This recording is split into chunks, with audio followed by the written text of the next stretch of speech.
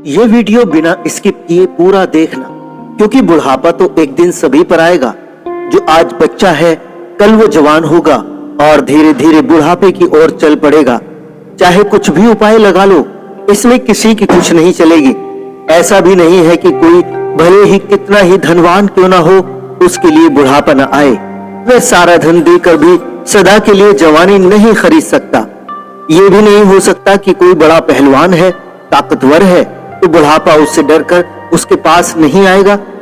और तो और ये भी नहीं हो सकता कि चाहे कोई कितना भी बड़ा भक्त बन जाए, बड़ी से बड़ी सिद्धि प्राप्त कर ले, वह भी बुढ़ापे से नहीं बच पाएगा। चाहे कोई ज्ञानी हो, गुणी हो, धनी हो, बलशाली हो या साधक हो, बुढ़ापे को कोई रोक नहीं सकता। हर हाल में बुढ़ापा तो आना ही आना है। इसलिए इस वीडियो में दी गई जानकारी सबको ध्यान से सुननी चाहिए, जिसके सुनने और समझने के बाद पता चलेगा कि बुढ़ापे में हर कोई साथ क्यों छोड़ देता है। आइए इस बात की गहराई को समझने के लिए इस कहानी को सुनते हैं। किसी जंगल में एक बहुत ही भारी और बहुत ही बड़ा बरगद का पेड़ था। उस बरगद के पेड़ पर कई तरह के पक्षी दिन भर मस्ती करते और आराम करते। कई पक्षियों का तो वह पेड़ निवास स्थान था। उस पेड़ पर रहकर पक्षी बड़े आनंदित रहते। कहा जाता है कि हम जब किसी वस्तु या व्यक्ति के साथ लंबे समय तक रहते हैं तो मोह हो जाता है। इसी तरह उस पेड़ पर रहने वाले सभी पक्षियों को बरगद के पेड़ से मोह हो गया था। एक बार जंगल में सूखा पड़ गया। बहुत लंबे समय से पानी नहीं बरसा। जंगल के सभी पेड़ मुरझाने लगे। वे बरगद का पेड़ भी सूखने लगा। ज्यादातर सभी पक्षी उस वृक्ष को छोड़कर धीरे धीरे जाने लगे। जब बरगद का पेड़ पूरी तरह सूख गया, उसके पत्ते व डाली टूटकर गिरने लगे, तो उस पेड़ पर रहने वाले सारे पक्षी उसे छोड़कर किसी दूसरे स्थान पर जाने लगे। पर एक बूढ़ा गिद्ध उसी पर बैठा रहा। उसने देखा कि सभी पक्षी जा रहे हैं। कुछ पक्षियों ने उस बूढ़े गिद्ध से भी वहां से चलने के लिए कहा, लेकिन गिद्ध ने उस पेड़ को छोड़कर जाने से मना कर दिया। गिद्ध सोच रहा था कि मेरा जन्म इसी पेड़ पर हुआ है और इसी पेड़ पर मैं खेल कूद कर बड़ा हुआ हूँ। मेरे जीवन के सारे सुख दुख इसी पेड़ से हुए हैं। इस पेड़ पर विपत्ति का समय है तो मैं इसे अकेला छोड़कर कैसे चला जाऊं? इसने मेरे सुख दुख में साथ दिया है।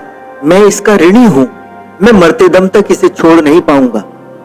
अब इस पेड़ के साथ ही रहूंगा। भले ही ये मुझे फल और छाया नहीं दे रहा है। बड़े ही खुदगर्ज होते हैं वो लोग जो बुढ़ापे में माँ बाप को अकेला छोड़ देते हैं और खुद परदेश में रहकर सुखी जीवन जीते हैं और अपने माँ बाप को भूल जाते हैं।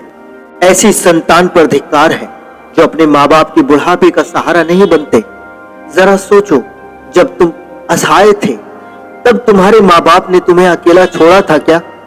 जब तुम बीमार हुए थे तब वे तुम्हें छोड़कर कहीं गए थे क्या? जब तुम्हारा किसी से झगड़ा हुआ और तुम संकट में पड़ गए थे तब तुम्हारे माँ बाप ने तुम्हारा साथ छोड़ा था क्या? जब उनका मन उनकी किसी मनपसंद चीज को खाने के लिए हुआ तो क्या उन्होंने अकेले खाई थी? आज वे बूढ़ी हो गए हैं तो तुम्हें उनसे घृणा होने लगी है। तुम्हारे लिए उन्होंने इतना किया, तुम उनके लिए इतना भी नहीं कर सकते कि बुढ़ापे में तुम उनकी लाठी बन सको। दोस्तों, उस गिद्ध ने भी पेड़ का साथ न छोड़ने की कसम खाई। कुछ दिन और बीते। वह वट वृक्ष और जर्जर हो गया। उसे दीमक खाने लगी। फिर भी वह गिद्ध उसे छोड़कर नहीं गया। दिन भर भोजन के लिए इधर उधर घूमने के बाद वह शाम को वापस उसी पेड़ पर आकर बैठ जाता। इसी तरह काफी दिन बीत गए।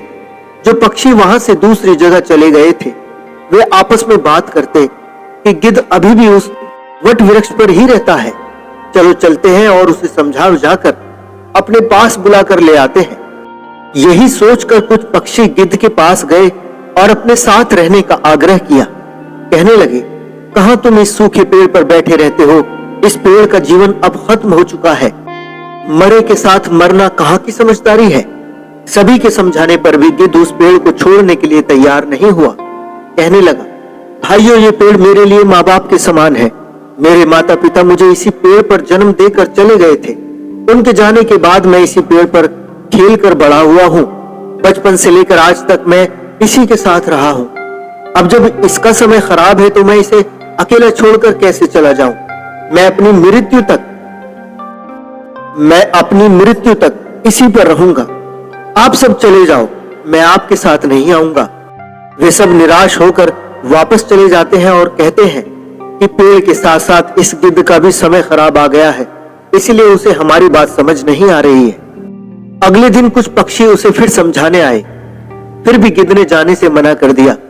लेकिन इस बार वे लौटकर अपने घर नहीं गए, बल्कि सीधा इंद्र के पास गए और सारी बात बताई कि जहां हम सब रहते थे वहां सूखा पड़ गया, एक बूंद पानी नहीं बचा और पूरा जंगल सूख गया। जंगल के सभी जीव जंतु दूसरे स्थान पर चले गए हैं। पर दुख की बात यह है कि जिस पेड़ पर हम रहते थे उसी पेड़ पर एक बूढ़ा गिद्ध भी रहता था। हम लोग तो चले आए, पर वह गिद्ध उस पेड़ को छोड़कर कहीं जाना नहीं चाहता। वह पेड़ सूखकर जर्जर हो चुका है, वह कभी भी गिर सकता है। हमने सब ने उस गिद्ध को बहुत समझाया कि वह हमारे साथ अच्छे स्थान पर चलकर रहे, पर वह मानने को तैयार ही नहीं। कहता है कि मरते दम तक उस पेड़ को नहीं छोड़ूंगा। इसलिए आप उसे चलकर समझा दीजिए, शायद आपकी बात मान जाए। पक्षियों की बात इंद्र ने मान ली और पक्षियों के साथ गिद्ध के पास पहुंचे और उसे समझाने लगे। इंद्र कहते हैं, हे गिद्धराज, देवराज इंद्र तुमसे निवेदन करता है कि यह वृक्ष बहुत ही जर्जर हालत में है। इसकी डालियां सूख चुकी हैं, इस पर छाया के लिए पत्ते भी नहीं और तुम भी बूढ़े हो चुके हो। किसी दिन ये वृक्ष गिर जाएगा तो तुम भी मर सकते हो। इसलिए इस वृक्ष को छोड़कर किसी दूसरे सुरक्षित स्थान पर चले जाइए। इंद्र की बात सुनकर गिद्ध कहने लगा, हे भगवान, एक बात बताओ, जब मेरा जन्म हुआ था तो मेरे माता पिता मुझे इसी वृक्ष पर छोड़कर स्वर्ग सिधार गए थे। मैं जब असहाय था तो मुझे इसी वृक्ष ने पाल पोस कर बड़ा किया। इसी पर रहकर मैंने सारे सुख उठाए हैं। इसी पर रहते रहते मैं बूढ़ा हो गया। मेरा पूरा जीवन इसी वृक्ष की छांव में बीता है।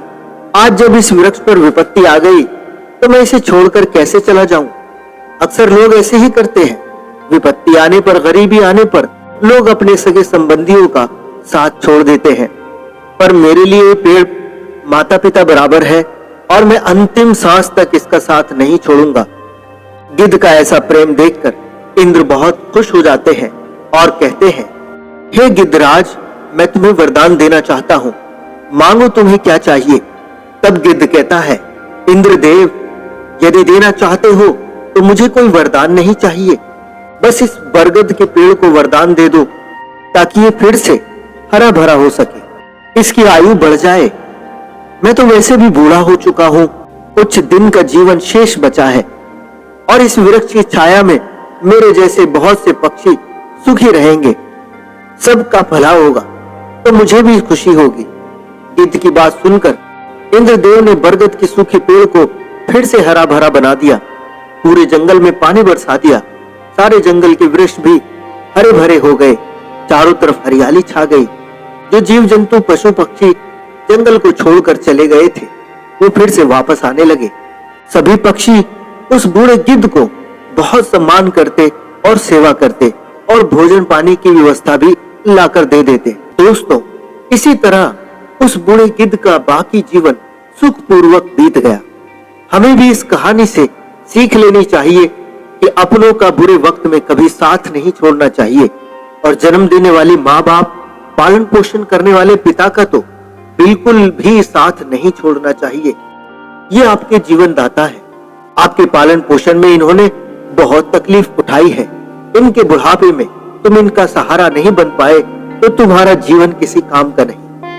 दोस्तों, ये वीडियो अगर आपको पसंद आया हो तो लाइक करना मत भूलना और चैनल अभी तक सब्सक्राइब नहीं किया है तो जल्दी से साबिर जी मोटिवेशन चैनल को सब्सक्राइब करके बेल आइकन दबाएं ताकि इसी तरह की और भी मोटिवेशनल वीडियोस आप तक पहुंच सके।